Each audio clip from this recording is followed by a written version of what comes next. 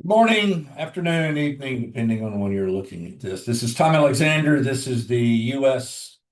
stock market update, weekend update for the week of Monday, March 30th. Today is Sunday, March 29th. It's about 9:16 a.m. Eastern Time in beautiful Atlanta, Georgia. A lot to talk about.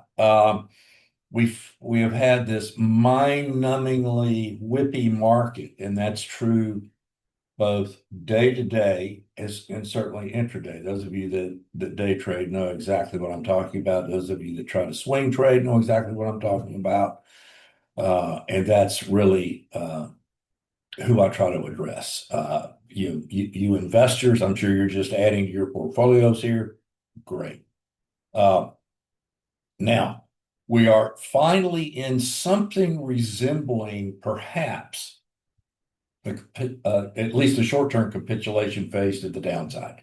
I think we will see at least a short-term low by, I mean, maybe we saw it on Friday, but I think by Wednesday, if this thing craters in Globex tonight and we have a big down day on Monday, then we're probably going to see a low by Tuesday. Okay. So we're in that phase now where the scales have tipped.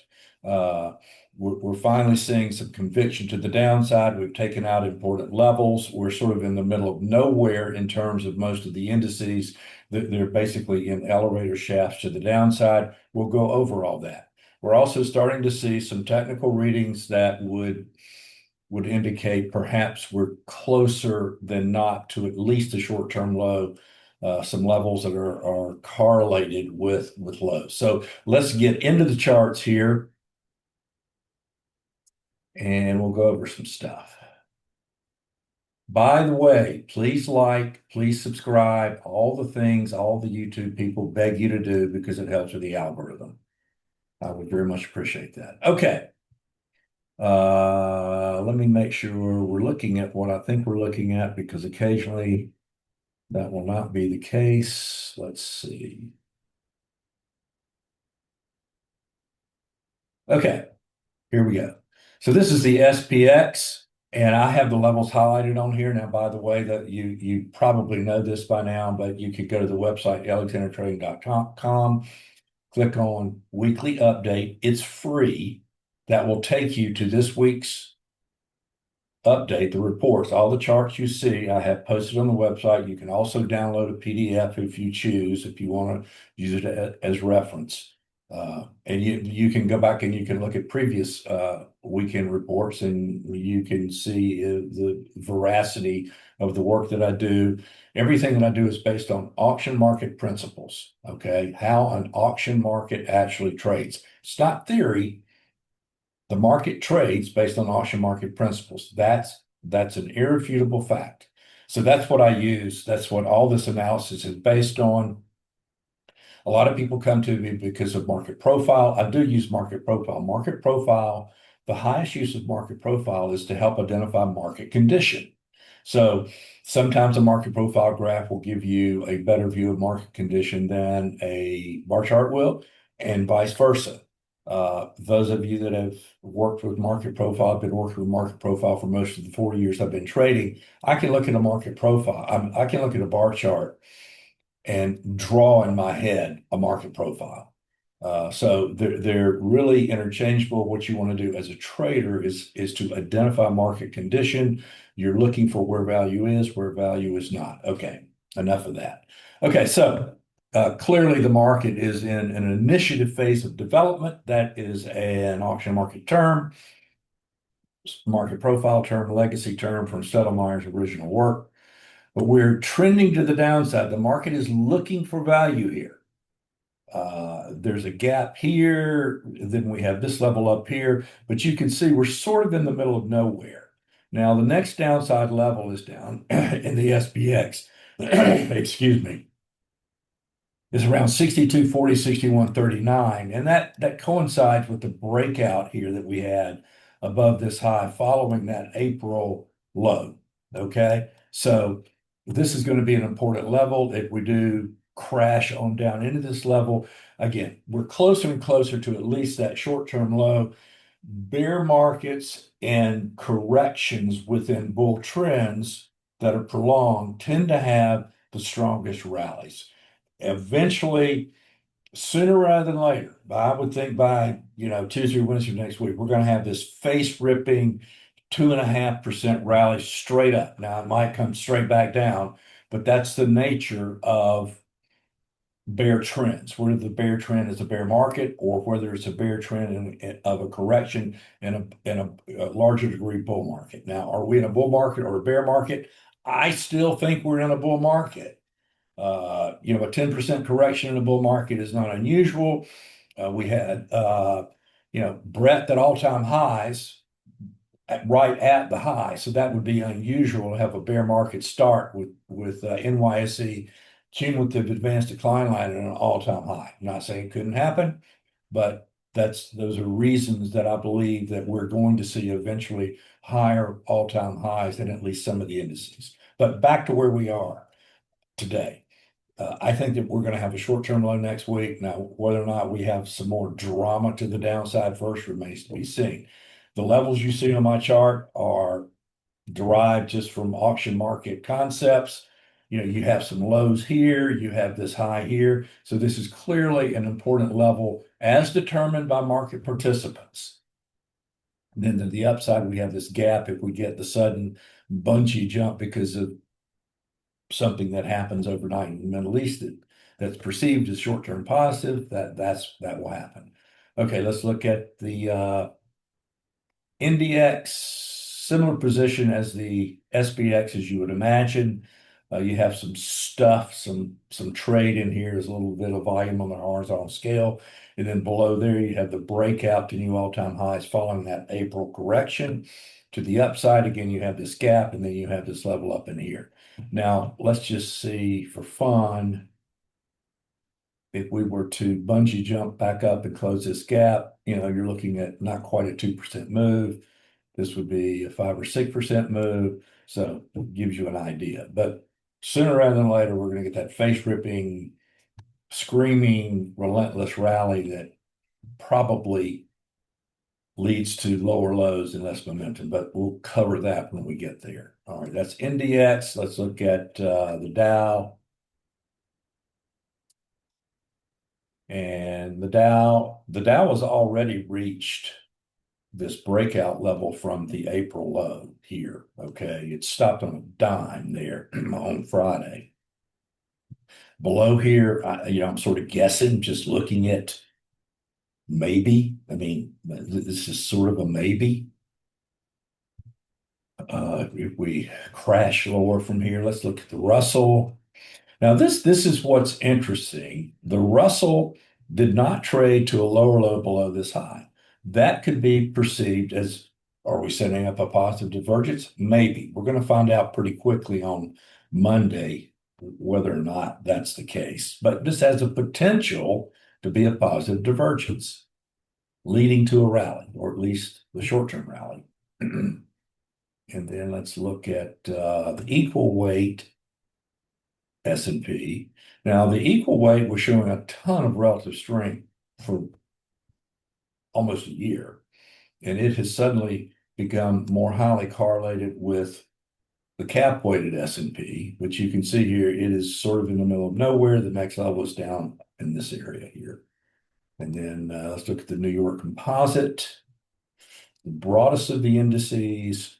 And again, similar to the Russell, it did not take out this low. It closed right at this close, a little bit above it. So again, this can be setting up for a positive divergence. We will know on Monday. So Monday could well be a rather dramatic day, straight up, straight down, or straight down, and then straight up. But the volatility is very likely here to stay. I do think we are closer time-wise to a low. Price-wise, we could have some more drama for a couple of days. We shall see. All right, let's take a look at some technical information here. Okay, I landed on VIX, so we'll talk about VIX. And I want to walk you through some past readings in VIX. Okay, so I'm going to move this down. Anyway, so we close at 31. So let's mark that. We closed at 31 on Friday. Now, if you go back historically and you look at VIX readings, uh, close enough. If you look at VIX reads, when VIX reaches 30, it's typically in the final stages, time-wise, of at least a short-term bear trend. Meaning, okay, maybe we're going to go a whole lot lower, but first we're closer and closer to that face-ripping bungee jump that you always see in bear markets. And if you don't believe me, go back and look at 2020. And actually, we're going to do that. I'm going to show you some of that. But VIX does not stay above 30 for long. Now, you can get some interesting price damage in the short term. For instance, okay, so VIX reached almost 30 here. Well, but let's see, well, this was the day before it ended, and we went down about 5%, but that was in, this was basically in Globex. Okay, so we go back. This was a VIX spike here, right at the low. And then we get back into the 2022 grind lower that had wide swings lower and then deep retracements. But every time you got near this 30 VIX, you were on the cusp of a very sharp rally. And some of the rallies lasted several weeks. Okay, I want to go back. You can do this yourself. I just wanted to point this out that we're at a level from where you typically need to be looking, even in bear trends, for sharp rallies. Okay, now this is a 2020. Okay, now VIX is, I think we're close to a short-term low. VIX typically does not spend much time over 30, but when it gets above 30, sometimes it will launch dramatically higher. And a perfect example of that was way back here in the COVID low. This was like 80. Okay. However, and this is my point about VIX where it is now. When VIX gets to the level that it's at now, it's an increase in volatility. It is telling you the market is uncertain, and an uncertain market tends to be random. It tends to be very easily triggered. Uh, it's very twitchy, and it could be very twitchy up as well as down. Now, this is the COVID crash. Okay, so we went down like 35% in a very short period of time. Now, along the way, though, you had just incredible rallies. This was almost a 10% rally. And this lasted less than a day. This was a over 5% rally, another 1 day rally. This was about a 9% rally. This was about a 7% rally. So you get my point. We can go a whole lot lower than we are now. We're only down about 10%. If we could go down 35, 40%, I don't know. But you're highly likely, regardless of how low we go, to eventually, and I think we're getting closer to eventually seeing these face ripping type of rallies that typically, the first face ripping rally that we have that lasts a day or two is very likely to fail.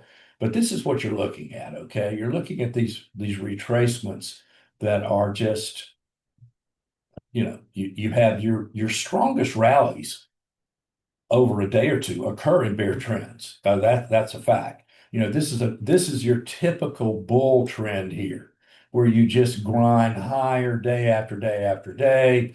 You get very small retracements, very narrow ranges. Your volatility extends.